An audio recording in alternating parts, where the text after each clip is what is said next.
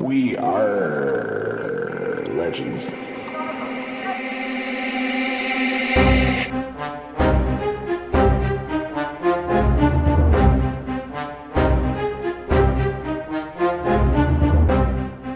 In this 34th episode of We RRR Legends, we have special guest DP0427, discuss the rework characters, Supergirl and Dr. Poison, get the news on the street, go over some Doomthoughts, and discuss some upcoming changes on the show. I'm Kage Iruf. With me, as always, is Hate Mail, the world-famous Ogre Barbarian. Ogre wasn't able to make it with us throughout the show, and neither was Slow, but Ogre will be making appearances throughout. And with us today, we have DP0427, the host of the Oddsmen podcast and the quite famous Celebrity Encounters. How you doing, DP?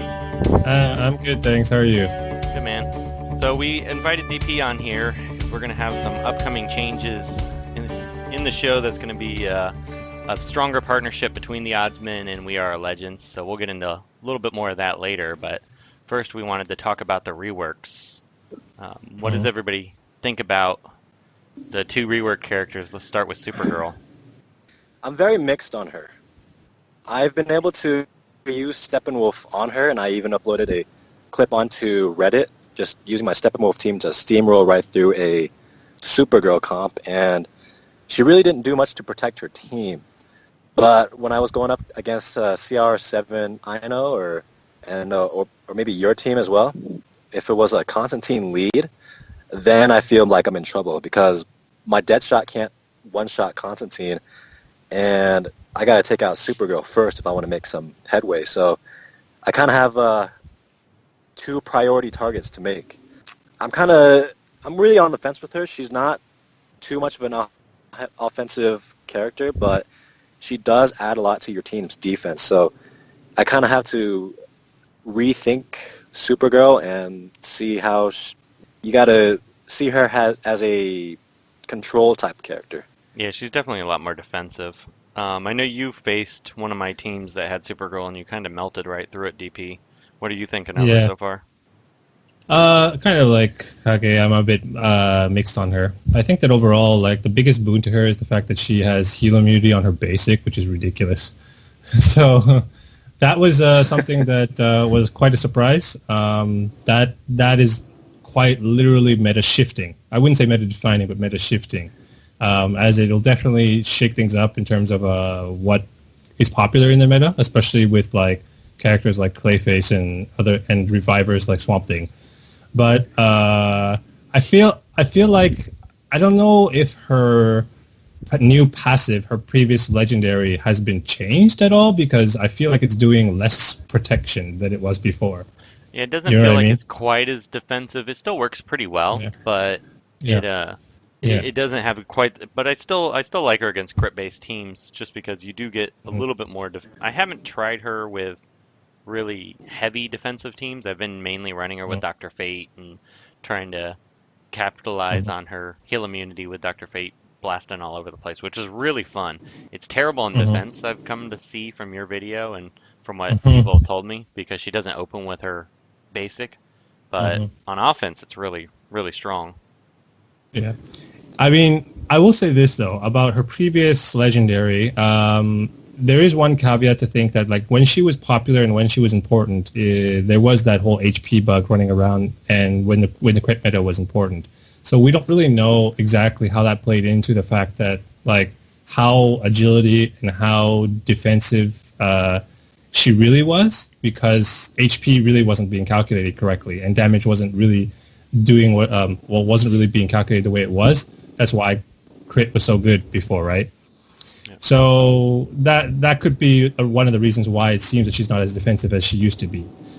But overall, like, the other changes to her kit, I'm not sure because I haven't played with her like personally yet. But her second ability, where she used to give randomly death immunity to various members of her team, now she only gives it to one person, right? Like, randomly. I'm actually not real high on that one. I actually would take that last. The legendary order I like for now is 14352, and I used to have two a little higher, but because it's random and it's just one person, I don't really get much out of it. I just don't understand why they changed it to make it random, like one random ally instead of random allies. You know, why make that change? What was wrong with that? Why did they nerf it? Yeah, I'm not really sure. It's weird. It's just a really weird change. So Ogre, what are you thinking of Supergirl? I think she looks absolutely bonkers at this point with the couple of changes that she got. Like, a lot of her changes, she didn't get a ton of changes, but I think the couple of changes that mattered were her legendary on her basic now applies heal immunity, and then her leadership is now a passive. Those two right there just throw her way over the top for me. Yeah, that just the basic alone is enough to make her a top tier, well, maybe not a top tier character, but such a good answer to so many of the strongest characters that you face right now. Mm-hmm. And then I'm guessing you pretty much agree with me on the legendary order with the 14325. Yeah, I pretty much would say that that's about right, and that L3 is her sweet spot. Yeah, I think I agree with that. 143 is really all you need. You don't really need 2 or 5. I like 2 still. It has kind of cool. It has, but they're like, yeah. I don't know. It's too random for me. Yeah, I mean, to say it's a necessity or anything. Like, I mean, it's cool if you have it, but don't take it early. What do you think of her 5 over 2? Would you take the 5 before her 2 in your mind? I just can't decide if one agility up that's not even 100% each turn is worth it.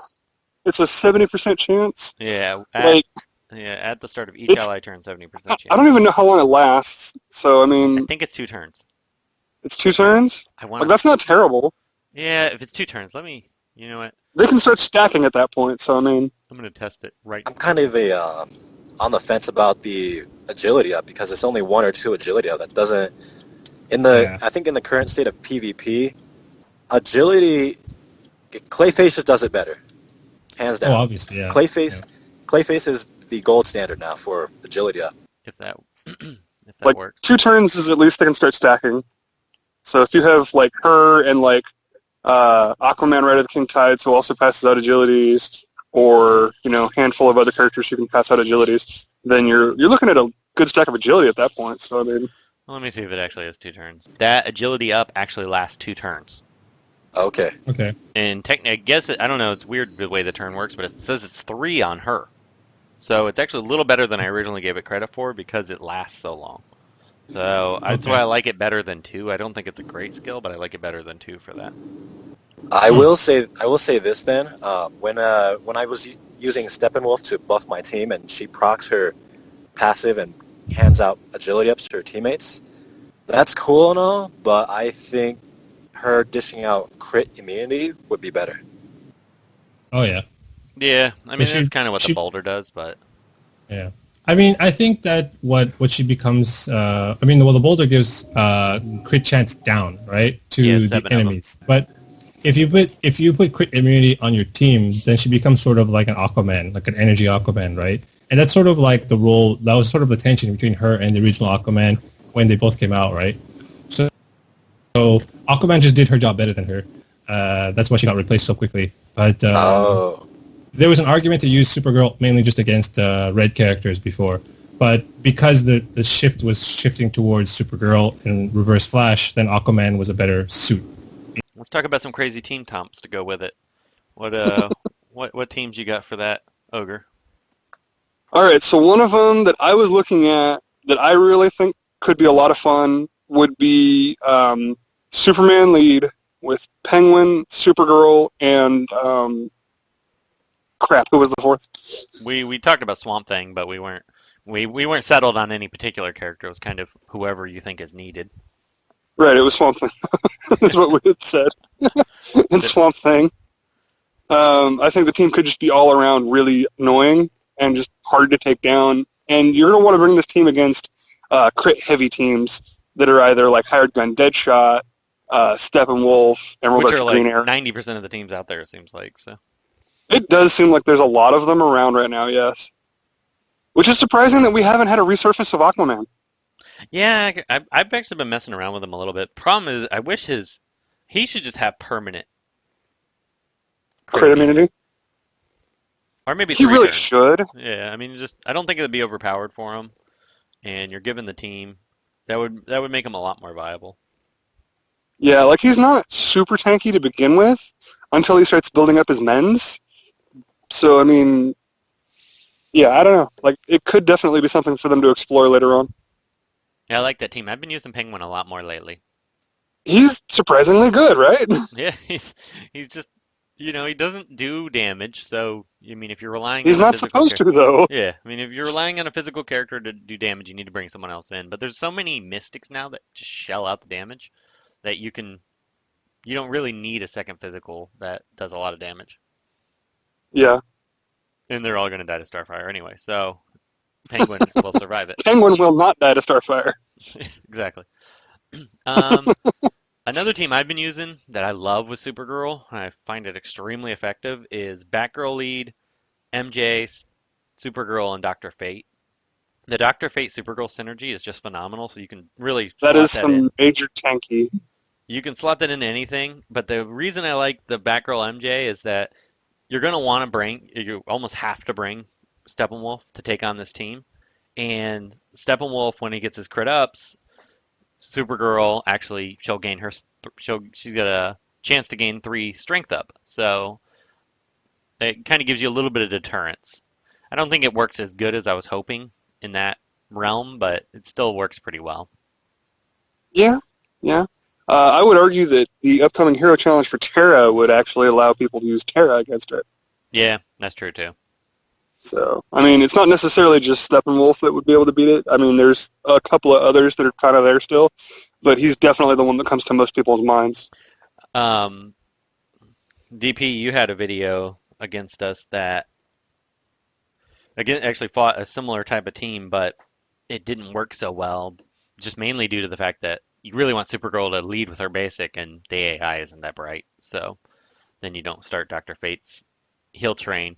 Though, it maybe with a Superman lead and more heal immunity to get Dr. Fate really going, or some kind of call assist team. I've been experimenting with a couple different ones where you can get Supergirl to use her basic. Maybe have Constantine lead, and then, or Hal Jordan Green Lantern, and then get Supergirl to start proccing her basic so that Dr. Fate starts getting ham with the heal immunities. Ooh. What about, like, Captain Cold? Yeah, I experimented with that. My problem with Captain Cold, and the reason I don't He's still really squishy. He's really squishy, but the problem is that he will proc his basic, but that 50% chance for your teammate to proc their basic just never seems to happen for me. Ever. Yeah. Well, it's only when he gets hit. Yeah.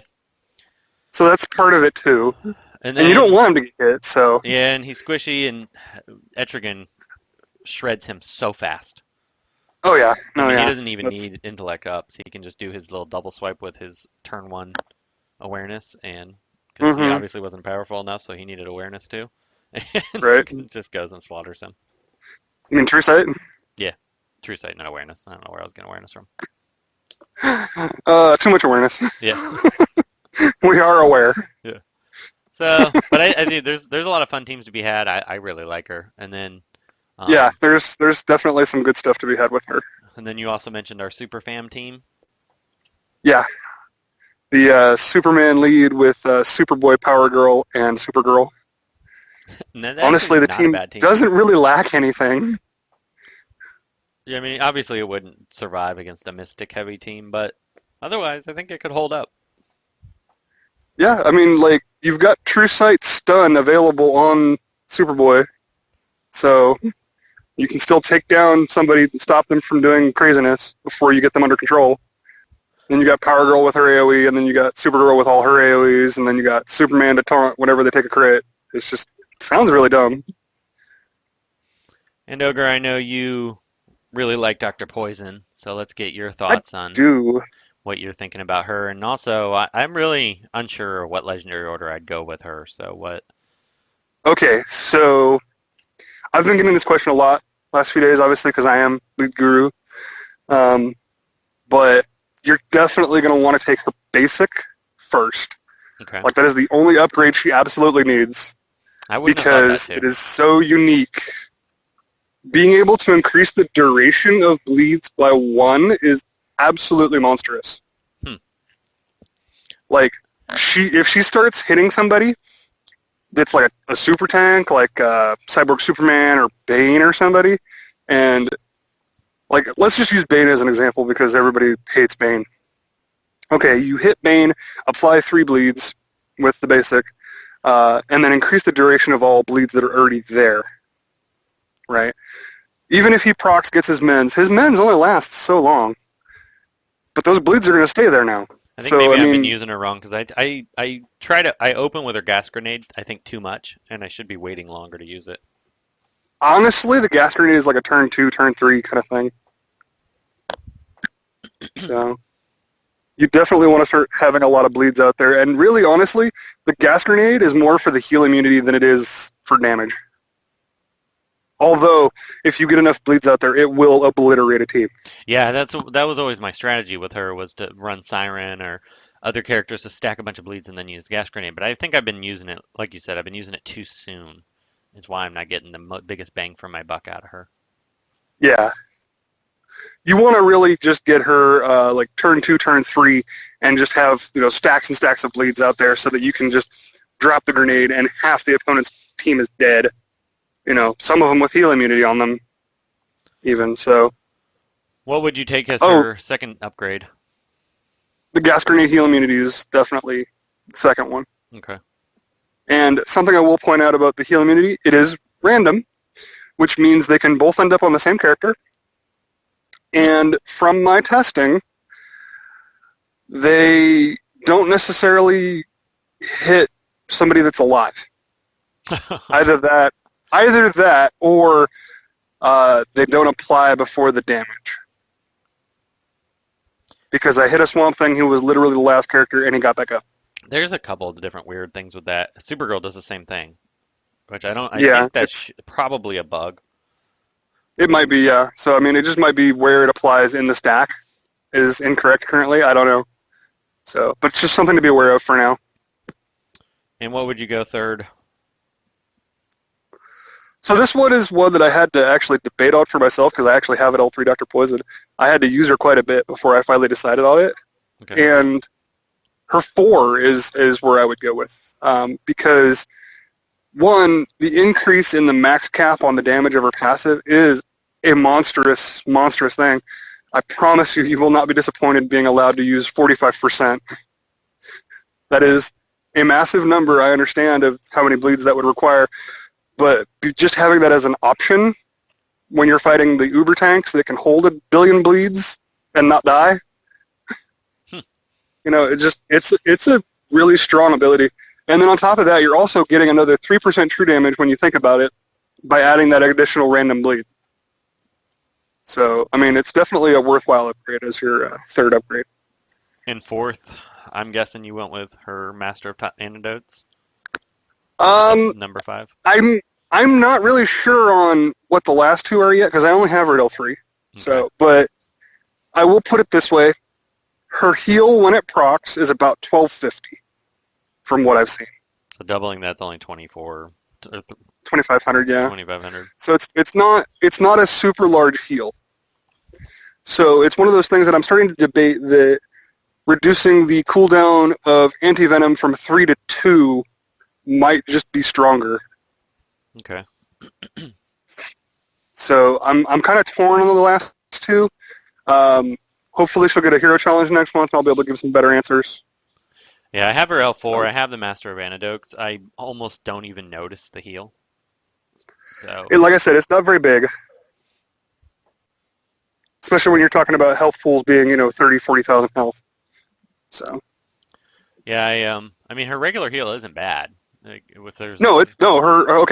Something to point out about her anti-venom, it provides a true heal. So that will go over heal immunity, correct? Yes. I don't know if it'll go over heal immunity. I don't know if it works like Zatanna because Zatanna happens to purge off the debuff also. Oh, okay. I'm not sure how that all interacts. If it does go over heal immunity, that's really good. But even if it doesn't, it does work really well with characters who gain stamina ups. And stuff like that. So because their health will get so large that a normal heal just wouldn't really do anything, but a true heal means a lot to them. So characters like Vixen, Ares, Hippolyta. And the soon-to-be Giganta. Yeah, Giganta. I actually really like Dr. Poison with Giganta just in general because Giganta also deals true damage. So there's a lot to be had there, I think. Yeah, it will be an interesting combination. And I like the idea of just having someone else that taunts. I wish there was... That's the one thing I feel like is missing, is that I like Wonder Woman DOJ, I like Shazam a lot, but I don't feel like either one of them fit in all the tanking scenarios. So Yeah. I really wish we had another Mystic tank to choose from, preferably one that starts with a taunt. Randy? No, he doesn't start with a taunt. Everybody forgets about him because they don't use him for his taunt. Yeah, but he doesn't start with a taunt, and your entire team's going to get attacked before you can use it, usually. That's true. He also doesn't use it naturally. Right. So, but yeah. I mean, you also have Constantine to place taunts, so you can kind of, pick whoever you want. You have Ivy to place taunts. You can kind of pick whoever you want. But I do agree, there are not enough taunters in this game. Yeah, I'd like to see have more variety on team comps. Because we're at, what, 90-something characters, and we only have, like, a dozen taunters? Yeah, and only really, I would say... Like 4 get used? Yeah, 5 or 6 that are used regularly. It's like Harley, DOJ, Clayface, and Power Girl, and Lobo. And Shazam. I use him a lot. I don't see Shazam all that often. I've noticed more and more people are using him. People are finally starting to buy in, because he is one of the better tanks, in my opinion. One of the better taunters. He's a darn good tank with all that stamina up that he gets, and his taunt lasts for 2 turns. And then that damage immunity, I mean, 50% chance is pretty darn high. Oh, I guess I see Superman a lot too. So. Oh yeah, Superman. So, I mean, we're getting there, but I'd like to see almost like one come out a month almost, or every other month anyway. I would like to see one every other month at least, yeah. So let's speaking of team comps, let's talk about some teams for Dr. Poison. Who would you recommend with her? I know you have a few in mind. Right, like the best leader that I've found for her so far is Constantine, because he applies int downs, which she does all special damage. He also applies bleeds, which she cares about, and he also calls assist, which if you call her, she cares about, being able to spread more bleeds. So that's probably the best leader that I've found for her so far. Although any of the bleed leaders like Red Hood or Cheetah or, any of the other ones. I forget about Red Hood for bleeding purposes. Yeah, he does. He's one of my favorite.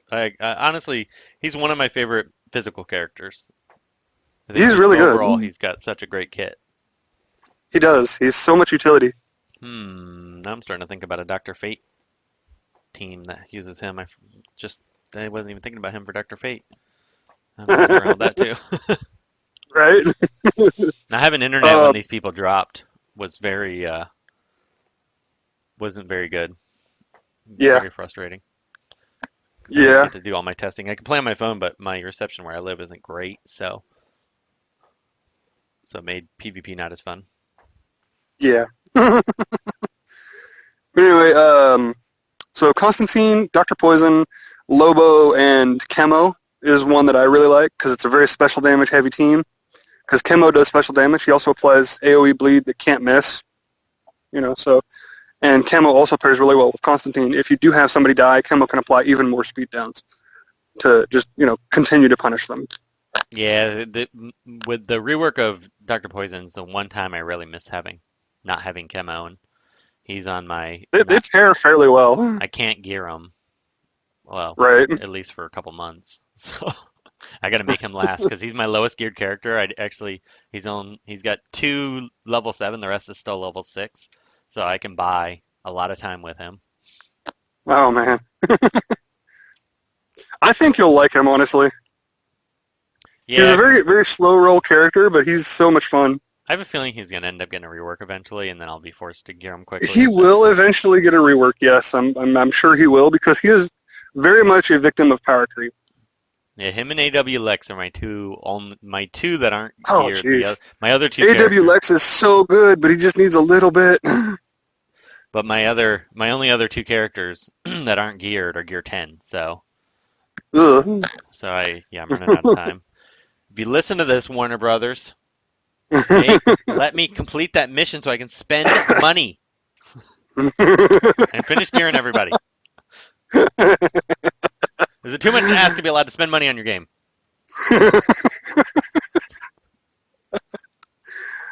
Somebody else I want to point out that works really well with Dr. Poison is Joker Damage Goods. Yeah, he's on one of the three teams. As long as you have his basic legendary, that's all you need. Yeah, I just geared him Legendary 5, and Yeah, I'm actually really liking him as a character. I'm really surprised. He's not, I've said, he's probably possibly the worst character in the game, and granted that was going back off the old Gear 10 before the upgrade. And I have to say, he's definitely not the worst character in the game. In fact, I would rate him a B-level character, not even a C. He's pretty decent. Yeah, he's pretty decent. He's got a stun. Like, let's be honest, his stun is on 2-turn cooldown. Yeah, his stun's on 2-turn cooldown. He's got lots of bleeds on that basic. That basic is unbelievable. And then... Well, yeah, a 50% chance to apply 3 bleeds to the entire team. And his variable damage, it's frustrating because sometimes you'll do 4,000 damage, but then other times you do 36,000 damage. So you never know what you're going to get. Yeah, and I definitely hate that move. But it is kind of entertaining. And the thing is, on defense, it probably works pretty good because it probably almost always does high damage. So this is true. And to be fair, if it kills somebody, it resets. The team I was running that's similar to yours was Constantine, Clayface, Dr. Poison, and Joker Damage Good. And that was actually a pretty good team. Like, all you need to do with Dr. Poison is spread the bleed. It doesn't even matter how much damage you do. She will make up for it.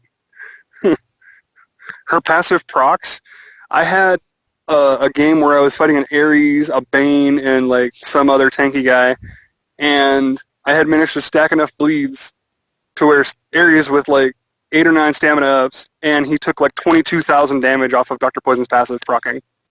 Nice. And he just popped. It was just like, oh my god, that's so satisfying. And another team that you you had mentioned, and I messed around with this one a little bit, was Cheetah, Lobo, Siren, and Dr. Poison, which I really like because Dr. Poison is kind of slow, and if you get Cheetah to kind of give her that jump start, quick ramp up, she can really do some damage. Right, and then Siren being the best pound-for-pound bleed application that you can possibly get. Well, unless Joker Damage Goods procs everyone, but that's another story. That's another story entirely. He only has 50% chance to do anything, so...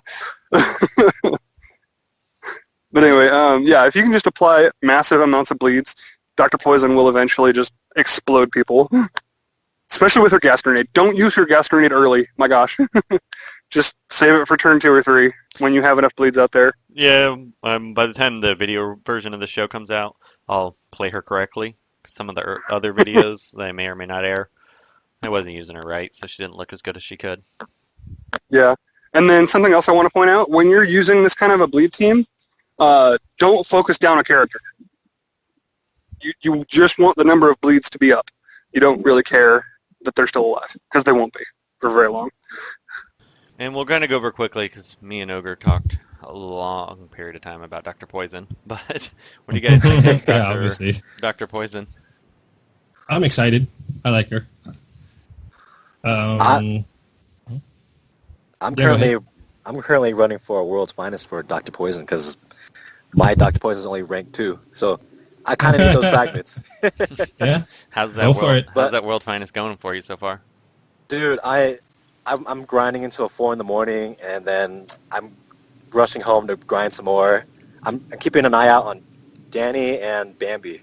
Those are the 2 guys I'm watching out. Bambi. Bambi was on my tails through a lot of it too. Dude, I'm not a whale, so I'm kind of... if they outspend me, then that's the end of it. But you have 60-something thousand gems. You'll be fine.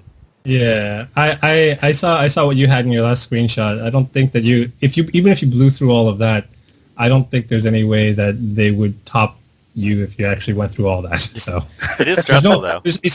It's not worth the investment at that point if you think about it. 400 shards for however many gems you're going to spend at that point, right? Like on top of, like just calculate in terms of, well, the 8,000 gem deal for 100 shards, is it worth it? Like once you surpass that number, no, right? So, I mean, got to give it to the resource management guy to tell me how to spend my gems. Exactly.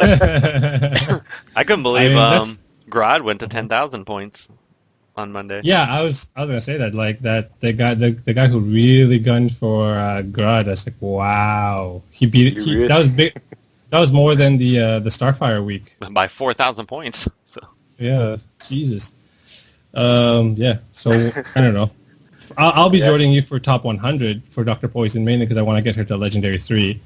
But in terms of her kit overall, I haven't really played with her before. Like, I just recently got her to Gear 10, getting her ready for her Alliance Week. But I think that the change to her in terms of making her more of a healer, on top of being a bleeder, it's actually quite interesting because she's the first real, like, almost purely all special damage physical character, right? Physical being a red character, I mean. Mm-hmm. And so hopefully the fact that, like, you know, she has more intelligence as a physical character will actually make her a good healer. The question is that, like, how it doesn't? Well, actually, that's not true. Her anti-venom heal is actually pretty good. The new passive that they rolled out, you don't need to spend your blue hope on. Oh, okay. Really? Yeah, it's very low. What? You're talking about the Master of Antidotes, the one that procs on her turn? Yeah, I mean, it's not much. It's like less. Yeah. I don't know. I think Ogre says it at some point, but it's like 2,500. I haven't tested out the actual kits, but I mean, just looking at what it is saying on paper, the one thing I did note about the Master of Antidotes is that you get double the amount healed on 6+ bleeds on the team. And the thing is, like, I feel that this is probably like a win more type of legendary upgrade, just the legendary upgrade itself, because you don't really need to heal that much if you have that much bleed going. You're probably winning at that point. Well, it goes from like 2,500 to 5,000 is kind of the change. Oh, okay. So it's low to begin with, and then doubling low is still low. Okay. So maybe you really do need it if you're actually relying on that as a heal, because it's not really going to... Well, it does say light heal, though. So, I mean, I do kind of see that. The thing that I would like to make a change is that if you proc on everyone's turn, on like all her allies' turns, that would make it good. Yeah, that would make it probably almost ridiculous. But right. She's not a bad character. I actually played a bunch of matches after me and Ogre talked about her, and I made her work a lot better. I mean, you got to play her on bleed teams. She really doesn't work on anything else, but on bleed teams, she's pretty effective. Yeah. So she's just a bleed character who happens to heal, but. Well, her anti-venom heal's pretty good. Like, you can bring a team back from like 50% life if there's enough bleeds out there. So just the passive heal kind of sucks, is what you're saying. The passive heal is not that great. And granted, it is a passive heal, so I mean, you can't expect too much out of it. But I wish it was just a teeny bit more. Yeah, I'm excited for her mainly because, like, I want to build a intelligence-based bleed team, and I'll probably show this off at some point later in a YouTube video. I was going to call it internal bleeding. I like that. You're a fool. Yeah, I like it. Yeah, because if you actually look at it, there's actually a decent amount of special damage-based characters that have bleeds in their kit. So that was something I was working on, and she was sort of like one of the crux, like one of the important ones for that. So I'm actually excited for her. So yeah. All right, well, let's head to the seedy part of town. Kage, are you out there? I am out here. What's up? What's the streets telling us? I know this week you were in a really bad neighborhood. Oh, yeah. After the Starfire quote-unquote nerf, everyone kind of lost their mind. But I think this month there's a lot of people who are desperately looking for a way to exchange their shards. And our lovely community member Doombox was kind enough to write up his idea for a shard exchange. He calls it, what did he call it? Like a Doomthoughts. The time sphere converter fragment. Time sphere converter thing, majig. Yes. Oh, here it is. Okay, it's called the Doomthoughts, the time sphere converter fragment conversion ideal. And this seems to be pretty popular. People seem to really like the idea. I thought it was a really good idea. Can you break it down for us, DP? Well, I mean, let's see. I mean, he goes into it with a various amount of detail in the actual Reddit post. So I suggest everyone to go read that if you have the time. But let's see, the and that link will be in notes the on notes. it. Right. So the cliff notes for it is basically that it's a way for you to convert your excess fragments into gems. And just a reminder, this is not anything that's in the pipeline for WB. This is just Doom brainstorming ways to do that. And it would be like something like the Void Scanner. It would be hosted by Booster Gold, which kind of makes sense. And he would basically give you a way to put your fragments into the converter, and it would give you a rate, and it would pop the exchange back out in terms of essence gems. However, it starts off with a very low conversion rate, so I believe he converts it to something at around 5 essence gems per fragment at the very baseline. And you can pay to empower the converter to rank it up in terms of its conversion rate. So the more you put into it, the more the rate will increase, and you get more of a payoff later down the line. However, you can always keep it at the baseline and not have to invest into it, and just if you're happy with that rate. So the baseline, if you think about it, you're not getting much out of it in returns of essence gem, but it's still better than nothing, right? You're still getting something for those excess shards you weren't using. So I'll still say that that's a good idea. Now, DP, what are you paying to make the conversion better? Are you paying green essence? Are you paying character fragments? What are you paying? You're paying essence gems back into it. So, like, let's say, for example, in the first, I'm just reading it right now, the rank 1, the baseline for the converter that he describes is that you're getting 5 essence gems per fragment, and the cost to empower it to the next rank is 5,000 essence gems, and it takes 6 hours to rank it up. Meaning, so at the baseline, you can convert, like, let's say, 100 excess shards into 500 essence gems, right? Or 1,000 excess shards into 5,000 essence gems. Then you take that 5,000 essence gems, put that into the machine, or into the converter, and then you wait 6 hours, and it'll rank up to the next one, right? So the next rank... The impression I got, the way I thought he explained it, and maybe I was wrong, I thought you paid the 5,000 essence gems, and then it's rank 2 for 6 hours. Okay, well, maybe I was reading that wrong. I was thinking about... We might need him to clarify that. You might be right. I didn't read through it in too much detail in terms of that part, but I mean, I was just looking at the way it looks here. Yeah. Anyways, the important part is that you pay a certain amount of gems to get it to a higher conversion rate if you're looking to convert a lot of stuff at one time, right? So you want to get the more bang for your buck, but you have to invest into the machine for it to pay back, right? So that's sort of like the idea. So you want to accumulate shards before you use it. That's the only part about this I'm not sure about, because it seems extra complicated. Right, like that's sort of what I was saying to him. Like he was looking for a way for it to scale up. And to be honest, this is also a way for if WB were to implement a machine or something like this in the game, the baseline that we're thinking of is not just in terms of how the players would benefit from it, but how would WB benefit from it? The main reason when I was talking to him about this is looking at it from a business standpoint. Now, mainly, I'm always playing devil's advocate on the side of the business because I work in business and I do this kind of thing all the time. But how is the business going to benefit from this if you're turning one resource into another resource that's not generating income for them, right? So the idea here is that you're looking for a way for them to monetize off this, and the ability to want the user wanting to upgrade the converter to get a better deal out of it gets them into the idea that, okay, well, I can invest my own money into converting this faster so that I can convert my excess shards into new shards quickly, right? That's it's why kind I think of like maybe you have to be. You might be right about it. Just this is a permanent upgrade, but you have to wait 6 hours. I hope I think that's if that wasn't the intent, I think that's a better intent because it gives you a reason to want to upgrade it, and then now you permanently get more. I mean, it is a big investment, like to go from, well, just to show you, like rank 1, what Doom is proposing is 5,000 to go to rank 2, 12,000 to go to rank 3, 25,000 to go to rank 4, and et cetera, et cetera.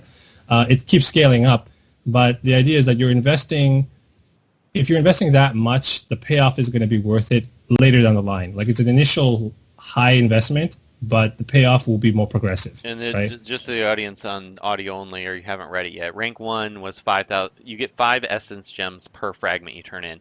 And if you scale all the way up to rank 4, it's 10 essence gems per fragment, which is a pretty attractive return on investment. Right. So a lot of these, like he was going through the math with me, and I didn't go through it in terms of like how the scaling for the payment is. The idea here is that even at rank 4, you're getting 10 essence gems per fragment. And to give you guys an idea, this is the buy rate. This is not the sell rate, right? So think of it this way. In terms of what we are paying for shards in the shop, the standard, the gold standard, the baseline that we use is the 8,000 gem pack deal that is offered for most new characters, which is 80 gems per fragment.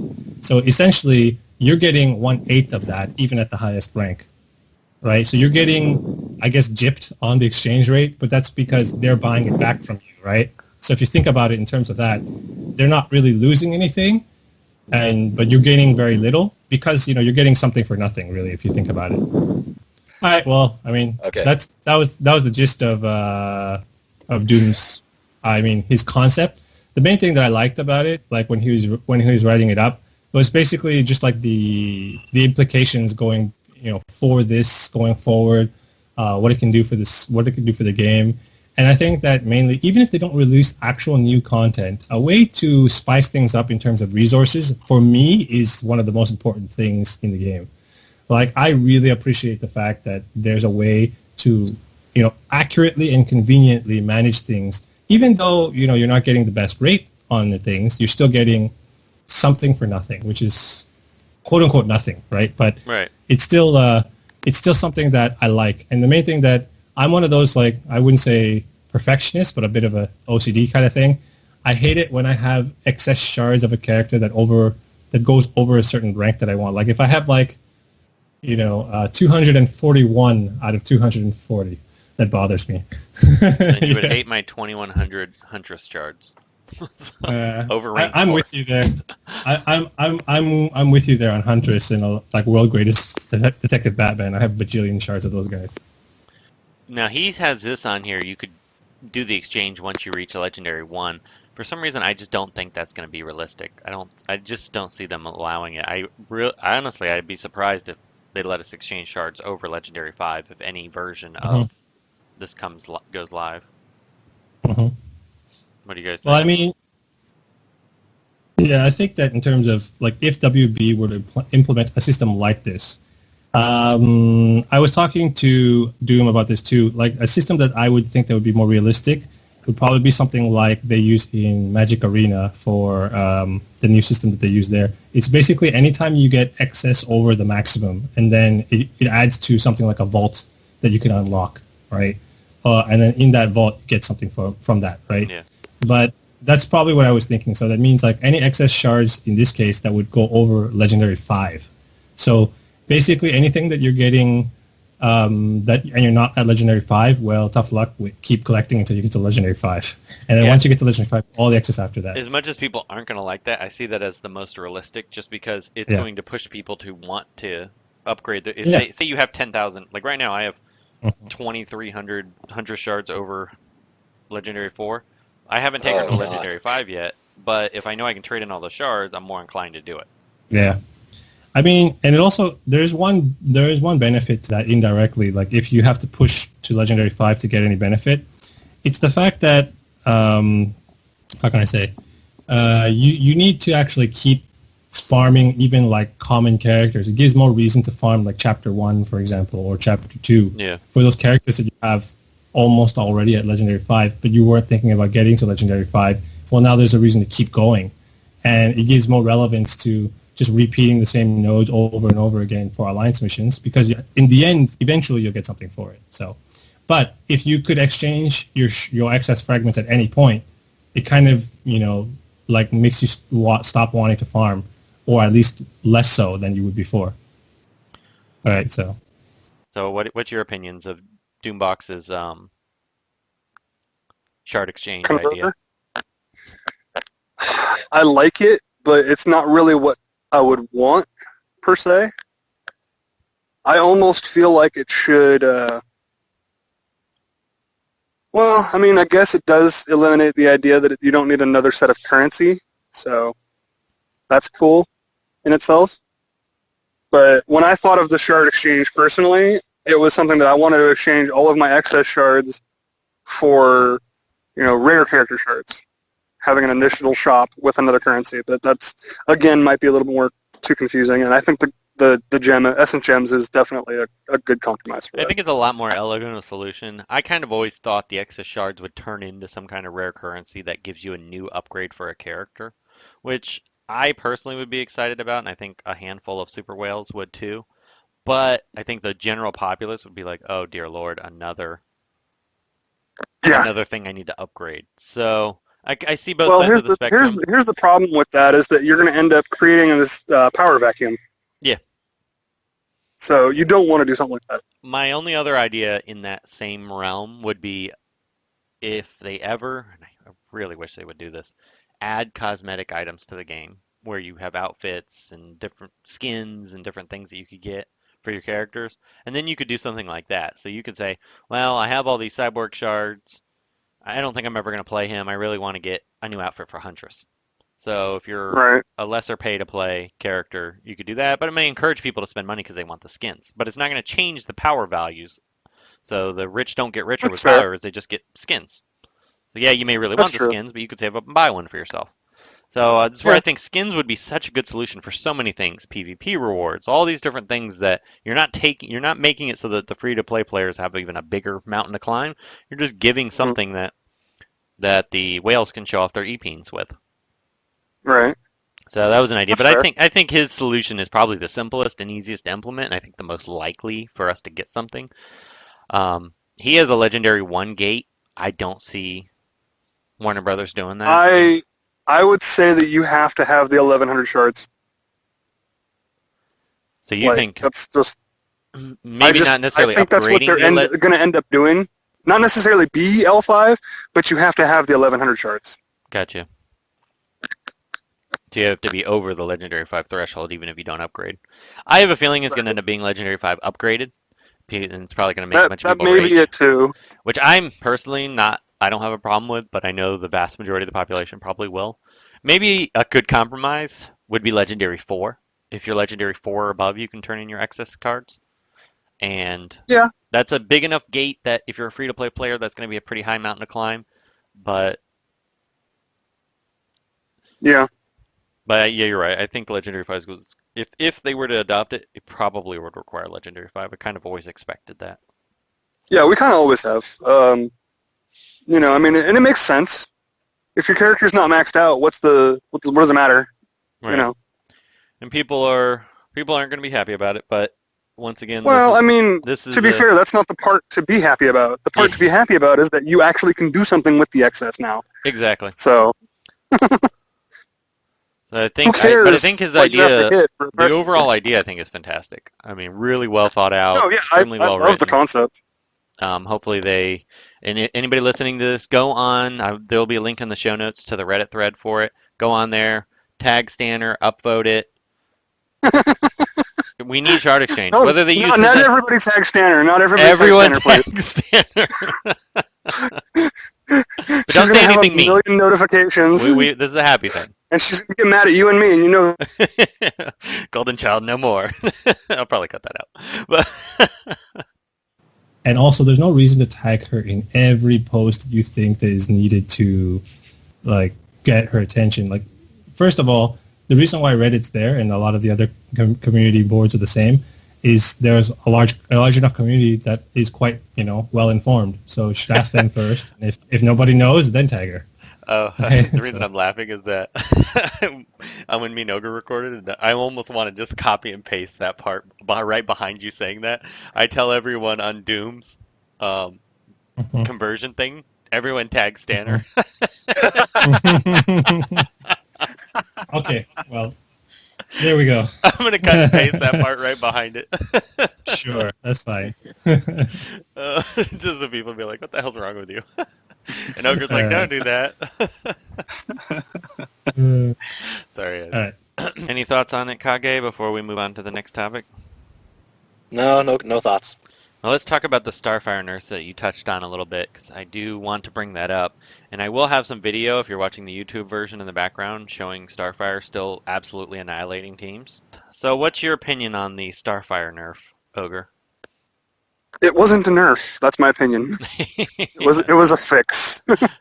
I agree wholeheartedly, but just wanted to get your like, okay, I get where people are coming from. They're crying about it, but literally it was 2 weeks. It was 2 weeks that people had to play with her from her PvP week, and then they fixed it. It's like, how quickly did you expect them to fix it? The only argument that I will concede a little bit to the people that are upset is that I do like some of the suggestions I've heard where they put in the newsletter of the game, hey, this is an issue we're looking into. May or may not mean a fix. It really should be something that they do. Yes, I agree. But anybody who's been playing that this newsletter should be used for those kind of things. And I think that would, and I know not everybody looks at the newsletter, but I think that's the most central point that every person has access to, as opposed to posting it on the forums or Reddit, etc. Right, but at the same time, here's my counter argument for that. It's a bug that people were exploiting, much like Lobo, and it's not necessarily what was intended, so why would you want to tell everybody, hey, by the way, this is broken, and it's exploitable? Well, you don't necessarily want to tell everybody that. I mean, I agree. I think it's better to just say it's being investigated, so the people that aren't sure if it's actually a bug or not know that it's a bug. So, I mean, it's not like an exploit where you're breaking the game and doing something completely ridiculous. It was breaking the game, though. Well, people were using it, but everybody already knew anyway, so acknowledging that you're aware of it and that you know that it's probably going to get fixed sooner than later also reassures people that this is not a real thing that's permanent. So I think overall, communication... I mean, to be fair, WB upped her chances. It's now 75% instead of 60. So, stop complaining. Yeah, I mean, I agree, and anybody who's been playing this game for any length of time knew that it was broken. They knew. Yeah. So but I do think that using the more communication is always better than less, in my opinion. I would very much prefer over communication versus So I think putting that newsletter is a good compromise. Lets people know that it's identified. If it takes a month or 3 months to get fixed, at least we know that that's likely to happen. I mean, we all knew, but everybody would have without a doubt that it's being investigated. So there is the possibility. So, buyer beware at that point. Yeah. I'm sick of hearing all the whiny babies that, oh, well, I bought Starfire, I want my money back. You knew. I think the biggest thing about that is a lot of people, I'm really cynical about that, but I think a lot of people will feign ignorance just so they could get the refund on Starfire, or just to, find a reason to, charge a WB. But I think this is a kind of a symptom of what's been going on in the community, and that's just developer communication. It's understandable why players are frustrated with the lack of communication. How come Starfire was fixed so fast, but the Robin bug was fixed overnight, right? And you can't really blame these people for being mad about that, but these posts charging a WB Stanner, or the devs in general, I don't think they're called for. I think these kind of posts lack empathy. And so if you've had any type of real-world work experience, not to be rude or condescending to the people who make your game. I think that's just being rude or being disrespectful doesn't really go a long ways with people. But that's all I want to say on that. The other thing is that my Starfire is only gear 10.5. I haven't taken any certain gear pieces yet, and she's still nuking res, so she works just fine with this so-called nerf. I mean, when we look at the whole issue, there's two parts to it, I think. The first part is in terms of what actually happened to her kit now. There is a quote-unquote as advertised Starfire where she was basically, going nuts off like a lot of different types of heals, which really wasn't supposed to be there. And that was the main reason why a lot of people invested into her in the beginning. And I'm not going to lie, that was one of the attractive points for me to actually want to go out and buy her pack. But I knew for the fact that like this is probably not going to stay. The main reason why I wanted to keep her was because of her really, really, really attractive AoE heavy special damage. Like, you don't really see that ever. Yeah, she might be the only character with a heavy special damage AoE, right? So yeah, Jessica Cruz, but it's not to her level. Right. So that was mainly like her main drawing point for me. But then for others, they might have thought that her passive was working as intended, because some people were telling us that was how it was. And at that point, they were sold on it and they invested heavily on it, and then they feel like their investment was shot down. And I get that. That's a marketing problem, right? Now the problem is that they could have done something in terms of like release saying that she is currently bugged. If you're thinking about investing in her or not, there will be a fix coming. They could have said something like that. However, or that they were even investigating it, because I think initially. Right. I don't think they realized that there was a problem. There was a problem until everybody started abusing it with Superman. Because when you use her with, like, the team I ran with when I was doing World Finest, I was running Steppenwolf, Etrigan, MJ, and Starfire. Yeah. You wouldn't know that she was bugged because only Etrigan's buff Etrigan never buffed her incorrectly. He would only buff her on his self-buff. He never buffed after he killed somebody. Yeah. So she never worked differently for me, which on that team, if there's any reds on the team, they automatically die on turn 1 every single time. Just so if you're running that team, that did not change from before to now. Where everybody noticed the big change was if you're running her with mainly Superman, or if you're running her with Power Girl to a lesser degree.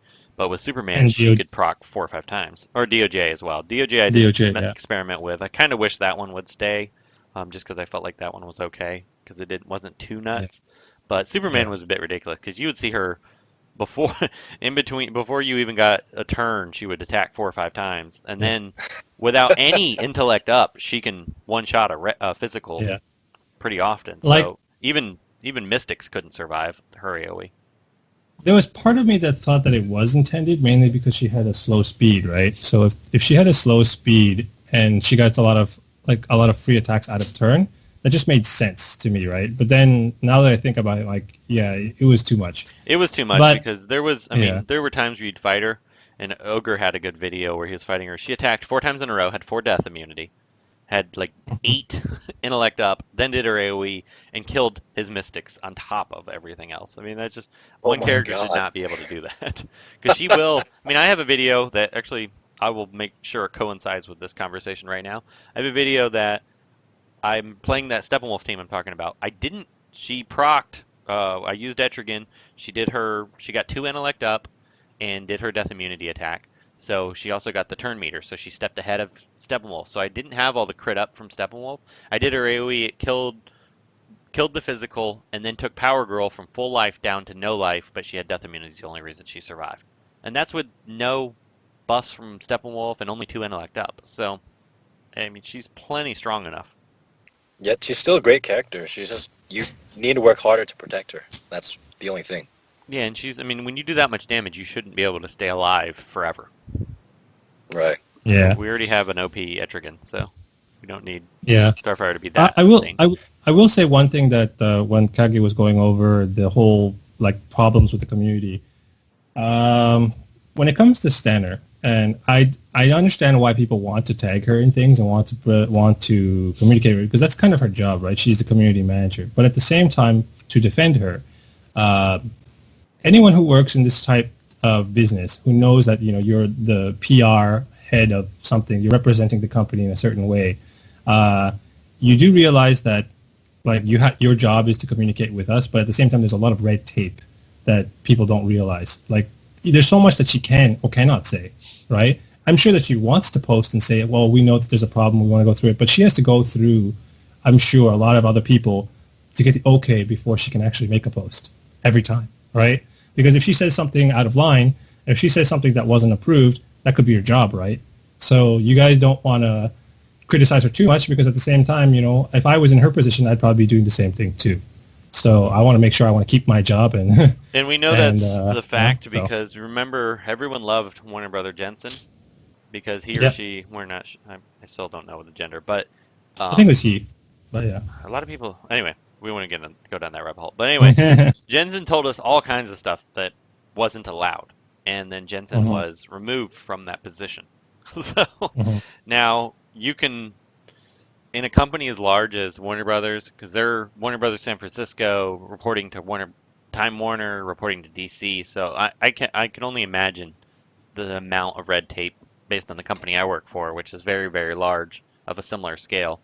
And you're not allowed to say anything to anyone, pretty much. So while I don't agree with the, we're not going to say anything until it's done philosophy, a lot of big companies go down that philosophy. So it's, it's not really on Stanner for that reason. So attacking her really doesn't do you any good because that just makes her not want to say anything. So whenever you're giving, if you're giving criticism, that's fair. There's a lot of things I don't always agree with that this game does, but present solutions or a valid reason for it. Just attacking the person isn't going to get you anywhere.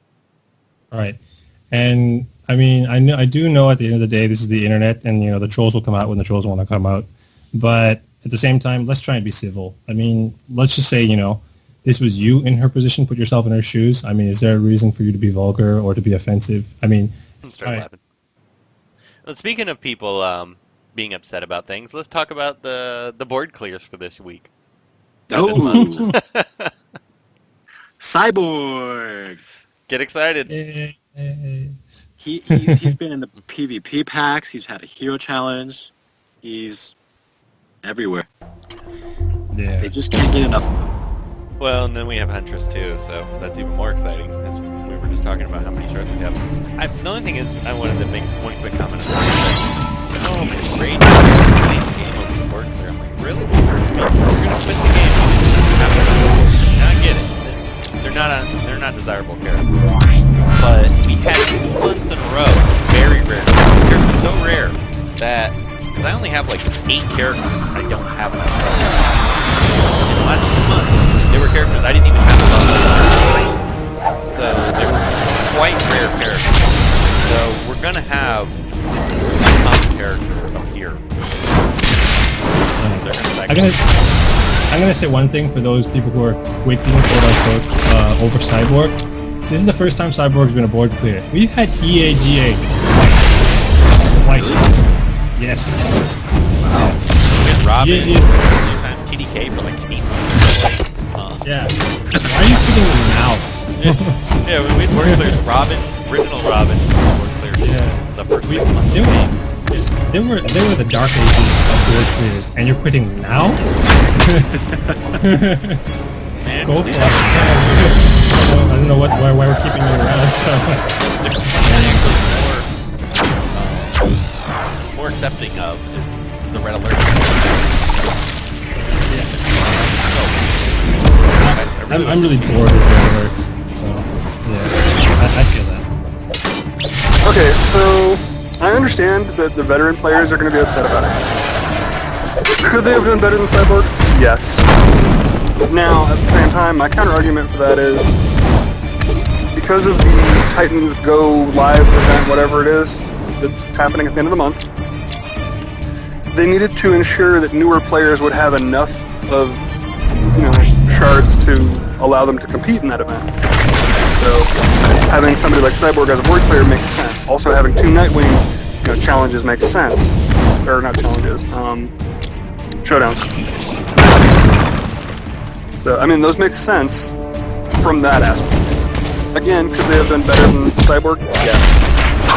But... Well, as I mentioned earlier in the show, I don't have a problem with it. It just had to be very fair. Now, if it had been... That's very true. If it had been 2 super common, if it had been Hal Jordan, Green Lantern, and Huntress, or Flash last month, I would probably but because they gave us one of the most rare characters in the game last month, pretty darn rare character. I only had Aquaman Legendary when it started. Right. And I had Joker damage good, legendary too. And those are two of my lowest target characters. Yeah. So, I mean, those were Another rare Wolf characters. 5. So I really hope. No, like you have to have some variety. It can't always be a rare character. Yeah. Now, if You next know, I month mean, is, like you said, Flash again, or Robin, it could be just a medium tier character. And I've gotten, personally, I've only gotten one, unless it's a crazy rare character. But for the rest of the community out there, kind of a medium. Well, here's something that I want to point out. This is just me personally. Honestly, the board player character should never be somebody from campaign. That's just my personal view. The thing about it, though, if you've only played for 5 or 6 months, you may not be upset about that because you can only, if they only have one character, you may not even have True. legendary yet. True. But a lot of the ones are also available in Red Alerts or Alliance Shop or PvP. Red Alert. To be fair. Yeah, it needs to change. Even if it's characters It needs to change. Like honestly, there's enough characters in Red Alerts that it should change one character out each month. Changes every 3 months. Changes. Yeah, I'd rather do one character. Because Red Alerts, I feel like it's good content, but it's nobody plays it. Everybody just does 10 losses in a row and selects their blue hope. Yeah, that's true. But not everybody, but a good chunk. Enough. Because I don't need the characters anymore. Or I think I mentioned this in the last podcast. Note 11 give you one. I think like 10 and 11 give you black and white hope. Oh my god. That would be life and Just death. one. It's not usually. Yeah. Not a ton. Or change it from black to white each month. Like the 11th one. That you want to go. Even though I just think I just have it change daily. That way you get 15 of each for the month. Not that much. Like 15 only gets you one character done. So I mean, or give me 50,000 green essence for the last one if they want to keep rings super scarce. Just give me 1,000 legendary essence. Anything. It's something for me to make it worth my time. Because right now it's like, 3,000 gems. Really not much. Yeah. It's not worth the time. It should be worth the time spent. Yeah, because what is it? It's like 80 total if you complete all the way through. I thought it was 15, 25, and 40.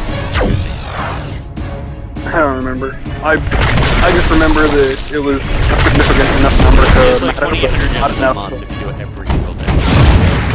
Yeah, Which and is, again, it's one of those things worth doing, but it's not just under the amount that's worth my time. I think. But if there was like 50,000 green essence or 1,000 legendary essence, it's really not so much. It makes a big difference. Whatever the talking, but it gives you content that you're gonna play daily. You know what? Here's one even better. Change all of the essence in Red Alerts to gray XP orbs. Yeah, give me those. My gosh, give me those, please. Yeah, give me those. Yeah, absolutely. I would run it every single day for that. Every single day. Like every single day. Yeah, no question. I don't run it at all hardly, and like I would run it just for XP orbs because they're such a bottleneck. Anybody who's complaining about the new content, blah blah blah. Yes, when I visited, I did say not first quarter that it will come this year. Something to point out is that the game hits its 2-year mark on November 2nd. I wouldn't expect anything between now and then.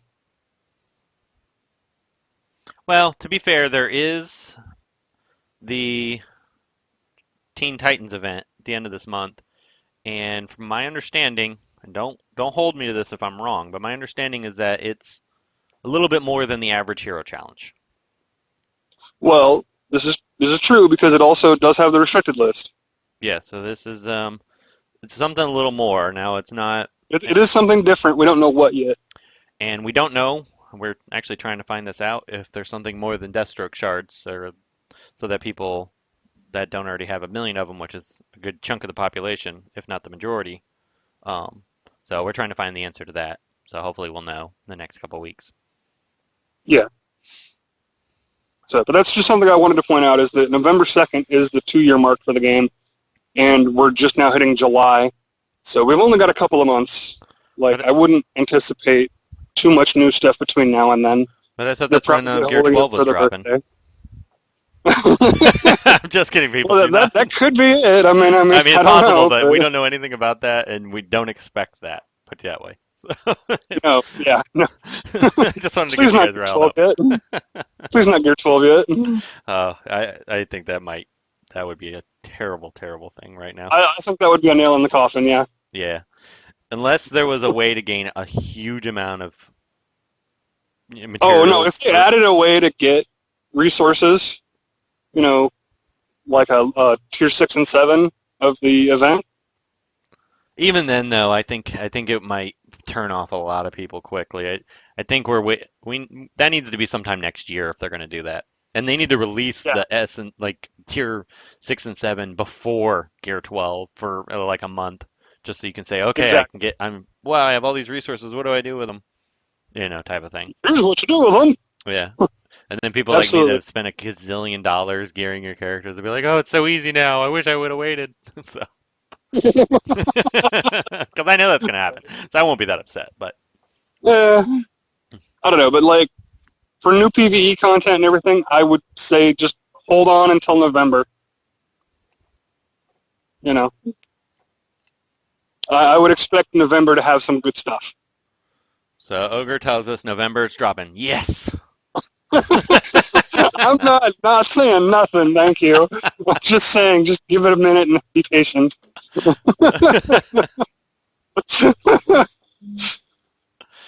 So, well, that's just something I thought about when I was reading some of the threads on Reddit recently. So,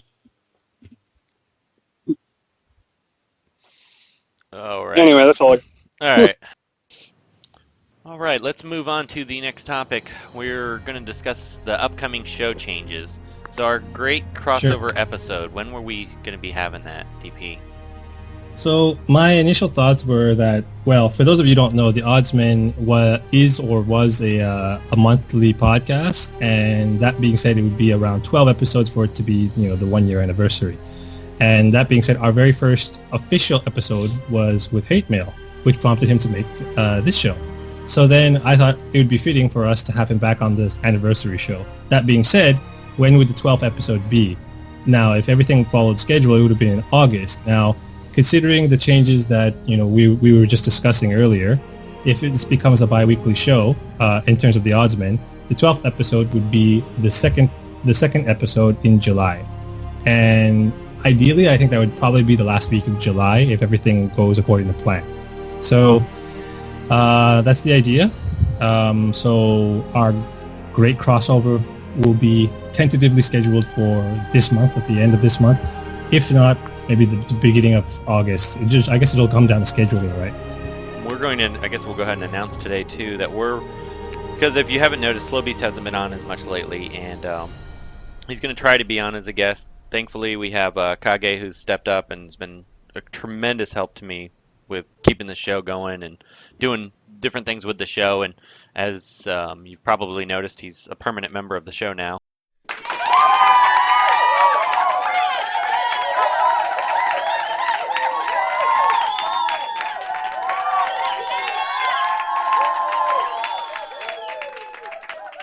Be filling in for Slow when Slow's not here, or just as a guest doing The Streets Are Talking. If not, no, I wouldn't say as a guest, but as part of the show. And Ogre's been extra busy at work, so he hasn't been able to make it on, but you've heard him on this podcast, and there's actually a ton of audio, so he'll feel like he's on the show today.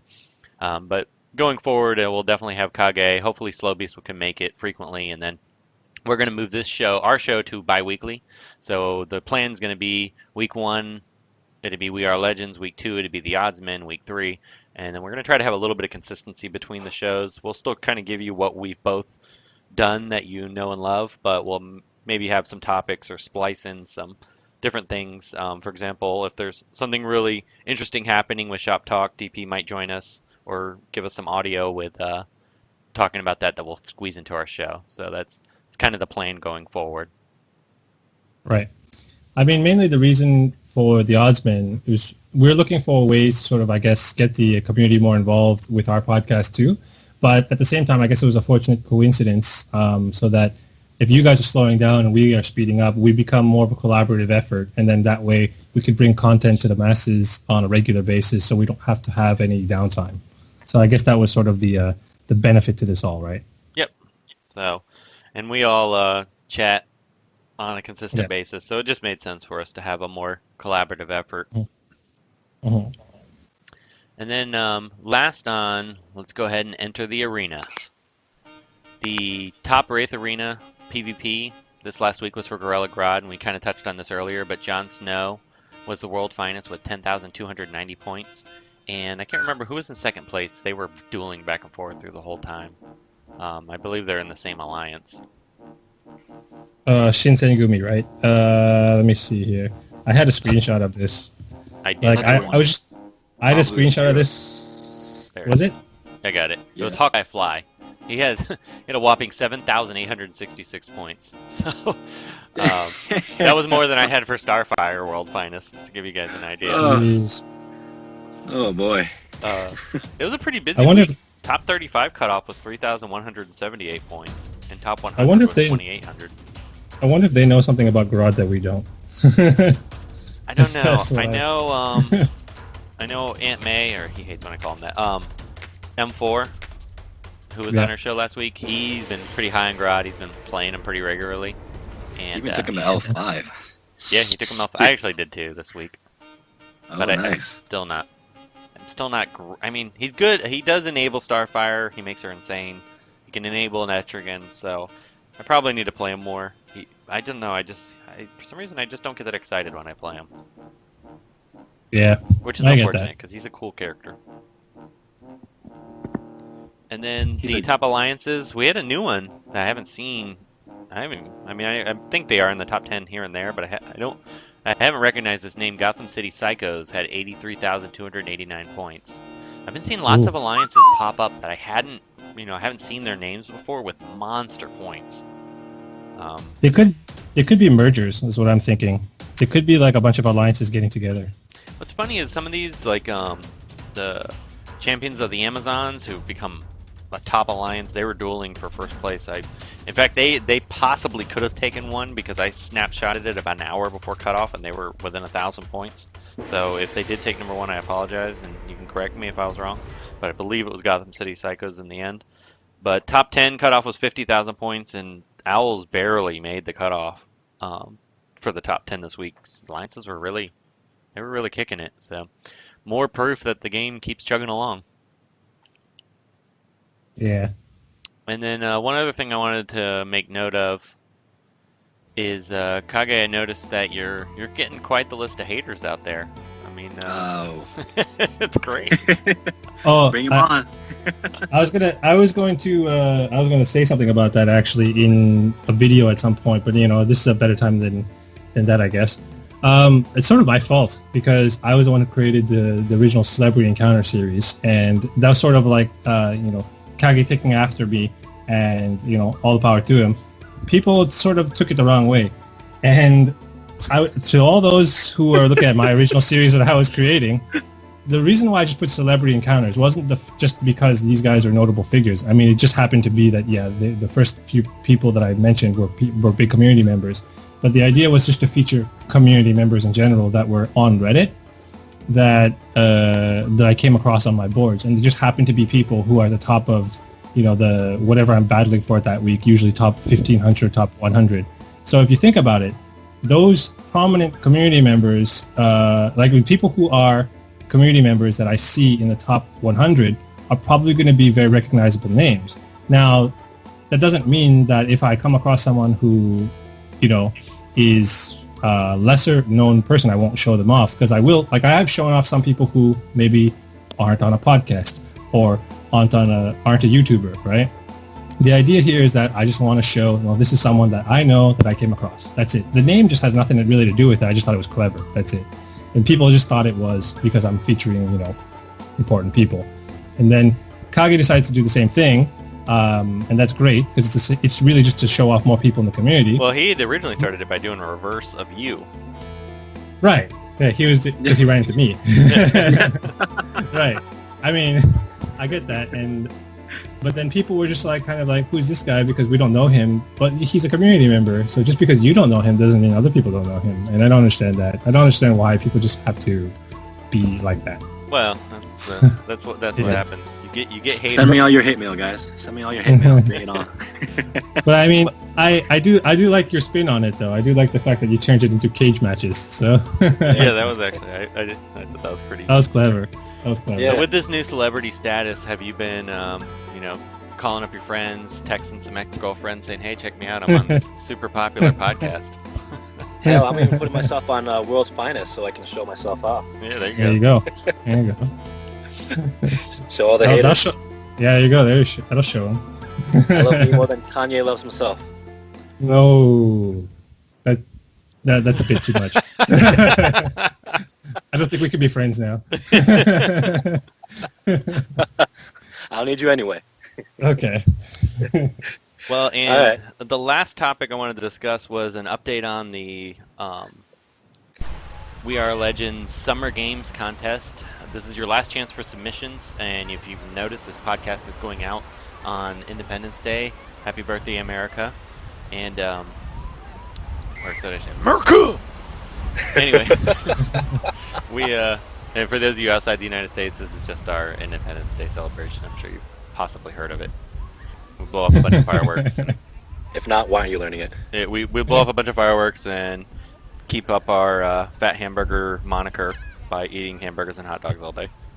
But I am going out of town for vacation, so you may hear or see from me a little less than usual this next week. So we're gonna spend a gazillion hours editing tomorrow morning before I fly out and go into the Grand Canyon. So super excited about that. All right. And but anyway, we had some really good. I need to rewatch a couple I haven't even watched all the way through because I didn't have internet. I had lightning blow out my modem. All right, DP. Well, it was a pleasure having you on, and we'll be looking for your crossover episode at the end of the month. Week of July. Yeah. And we'll be hopefully we'll be advertising it. Yeah, hopefully that'll be coming soon. Hopefully I'll be able to get together with Ogre and Doom to schedule things out.